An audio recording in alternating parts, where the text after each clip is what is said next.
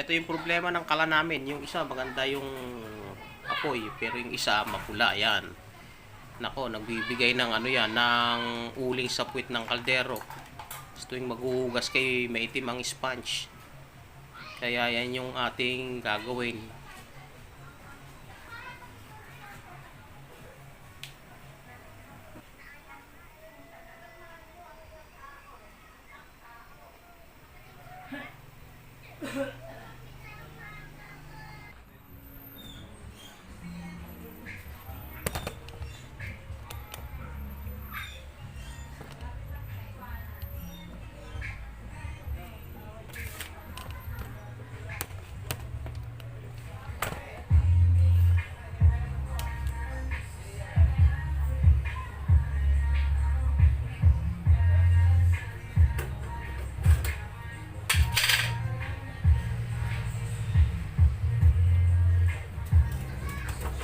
Ayan, sisimulan na natin baklasin yung burner niyan.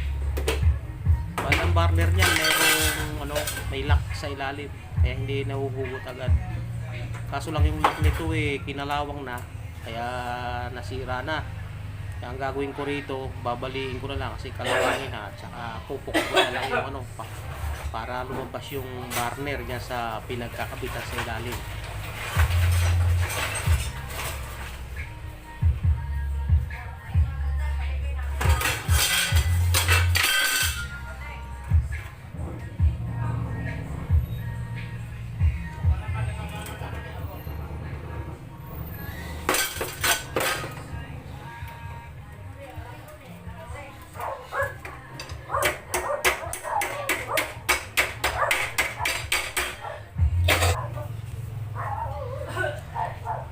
Kaya ginamitan ko na dyan ng hammer drive.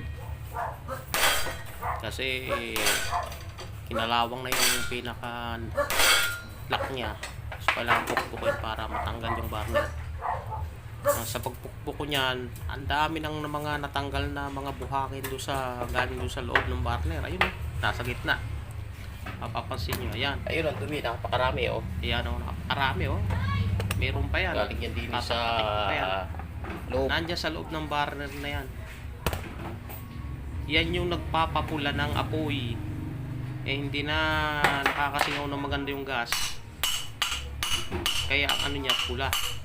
Ayan kita nyo.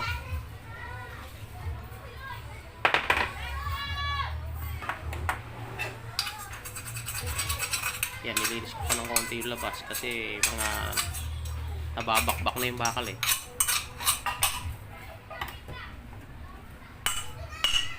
Pukuin nyo ng martilyo yung pinaka burner yan, tapos doon yung padaanin sa pinaka main. Yan, kita nyo, napakarami mga buhangin.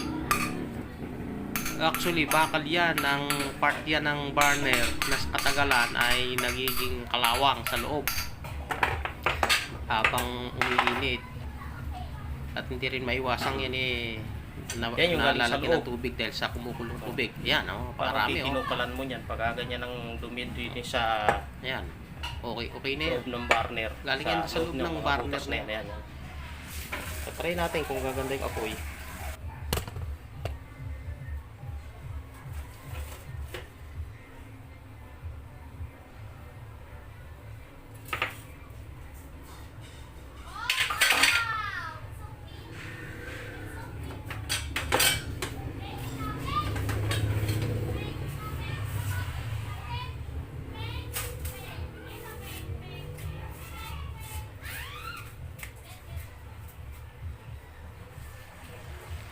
Yan, ikakabit na natin dyan yung burner, mga ka-explorer.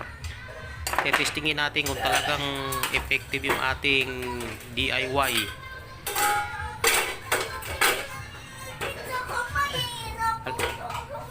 Halika rito. Umiyak pa yung pamangkin ko dahil sa laro. Halika rito sa tabi ko. Tayo mag-COC na lang. Mag-COC na lang tayo. Masakit yan. Huwag ka na maglaro. Kunin mo na lang yung tayo mo. Hugasan mo rin sa may at may dumi ang kamay mo.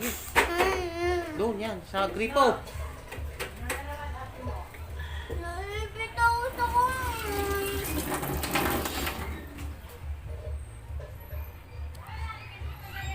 ina-adjust ko yung ano rito, yung butas nung pasukan ng hangin kasi hindi pwedeng malaki at hindi rin pwedeng walang butas o maliit na maliit yung butas kasi hindi magiging balance yung supply ng hangin at saka ng gas.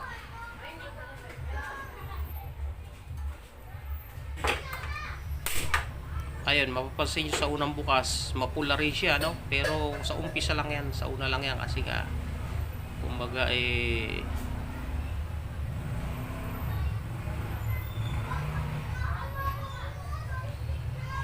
kita nyo, asul na siya, hindi na siya kagaya ng dati. Masul na. Diba?